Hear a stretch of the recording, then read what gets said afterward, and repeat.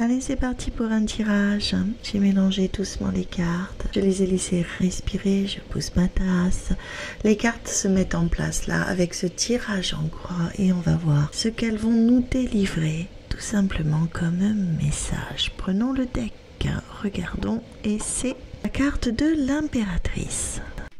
Elle parle de création, de fécondité, d'une énergie qui fait naître les choses. C'est le socle de ce tirage. On retourne les cartes.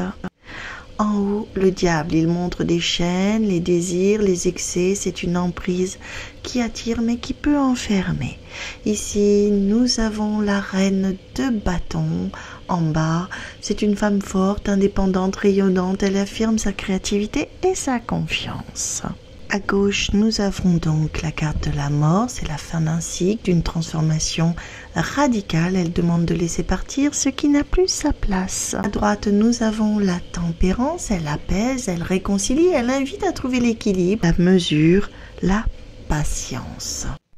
La carte centrale, nous avons la force mais renversée. Ici, la volonté vacille entre l'assurance intérieure qui manque et on peut se sentir fragile, dépassé.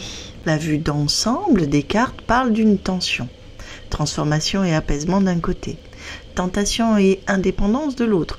Au centre, cette force inversée rappelle qu'il faut retrouver sa maîtrise intérieure. Le deck, l'impératrice, elle rappelle que tout ce chemin mène à une création, une naissance de soi.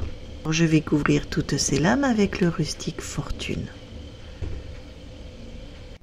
N'oubliez pas que si vous souhaitez un tirage avec moi, tout est sur mon profil. Vous avez accès à ma chaîne YouTube, à mes sites internet et là où vous pouvez réserver une consultation avec moi. Allez, je recouvre toutes les cartes de la croix. Droite, gauche, haut, bas et nous avons à la coupe le 10 de coupe justement, le strike, l'harmonie, le bonheur partagé, l'accomplissement affectif. Voilà ce qu'annonce ce tirage qui a recouvert ces cartes. Donc on voit que le diable reçoit le cavalier de plaisir, le cavalier de coupe, c'est la séduction, la promesse, le charme, mais attention, tout ce qui brille n'est pas solide. Sous la reine de bâton, le 6 des outils, le 6 d'épée, traverser un passage, la force féminine guide vers un nouveau rivage. Nous avons le diable et le cavalier ensemble, c'est l'illusion séduisante, le danger des apparences. Attention aux fausses promesses. La mort, elle reçoit le 4 d'outils, le 4 d'épée. La transformation doit s'accompagner d'une pause. Avant de renaître, il faut accepter le silence et le repos. La tempérance, elle reçoit dans sa maison le 8 des plaisirs, le 8 de coupe renversé. Il dit qu'on a peine à quitter certaines attaches. Il montre le vrai sens, le départ nécessaire, la quête d'une vérité plus haute.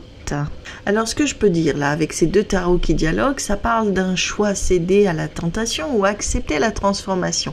Le message est clair, quittez ce qui vous enferme, trouvez votre équilibre, l'harmonie est au bout du chemin. Soyez donc attentifs aux séductions qui cachent des pièges, prenez le temps de couper les liens qui vous retiennent. La reine de bâton et la tempérance disent que vous avez les ressources pour franchir ce cap.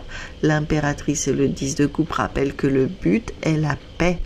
L'abondance des liens vrais. Voilà ce que nous disent aujourd'hui ces cartes. Si ce tirage résonne en vous, si vous avez envie d'aller plus loin, vous pouvez venir à ma rencontre sur mon profil ou tout simplement sur YouTube. C'est toujours une joie d'échanger et de vous accompagner.